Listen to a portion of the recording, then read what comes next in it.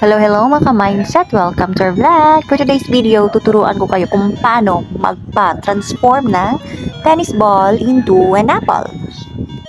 Pero bago ang lahat, please don't forget to like, subscribe, and hit the notification bell para lagi kayong updated sa mga tutorials namin.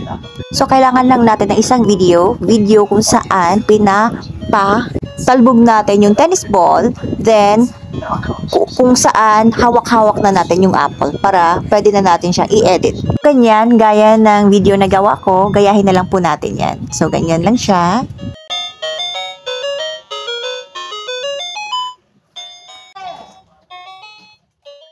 Ayan, mag-start na tayong mag-edit. Open CapCut.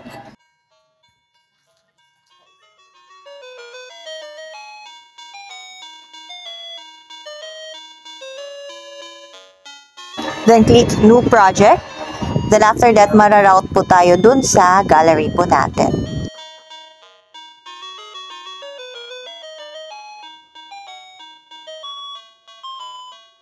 Ngayon, isi-select po natin yung video na niready po natin. Then, click Add, yung nasa bandang baba.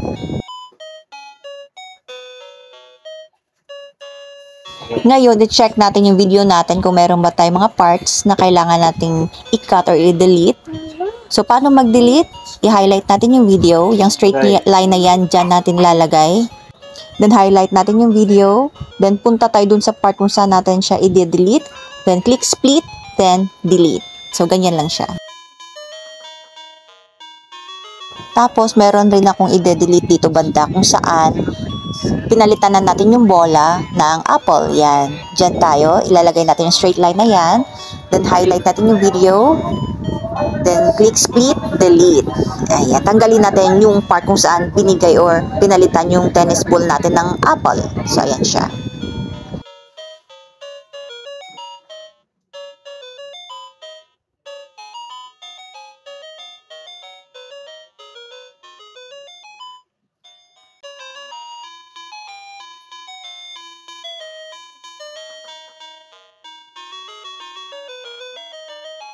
So, ayan. For now, goods na muna tayo dyan.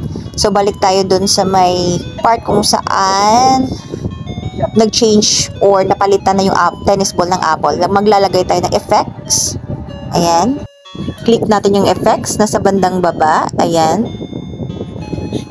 Then, body effects. Click din natin yon. Then, magta-type tayo or search natin si explosion.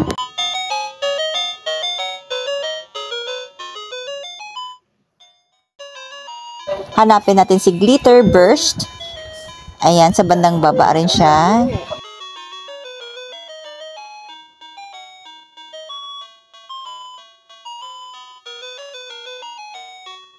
Ayan, click natin yung glitter burst. Then, i-adjust natin yan, yung speed, tsaka yung atmosphere niya. Ayan siya. Konting adjust lang naman. Nasa inyo na guys kung paano nyo gustong makita or mag-effect siya dun sa video nyo. Basta ako ganito lang yung gusto ko. Medyo hindi siya masyadong mabilis. Ayan. So, okay na tayo dyan. Goods na ako dyan kasi ayoko yung maraming mga churba-churba sa video. Mas maganda kung medyo simple lang yung video natin. So, ayan yan siya. Then, dito sa bandang dulo, may napansin ako, may gusto akong i-cut or i-delete. So, punta tayo dun sa may dulo.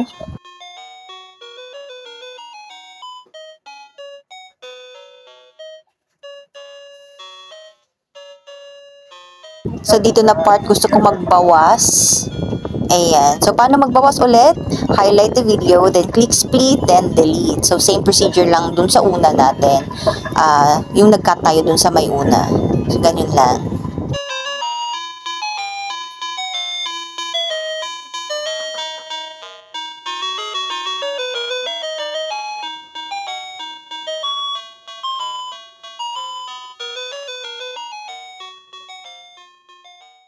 So, ayan, tapos na tayo sa pag-i-edit.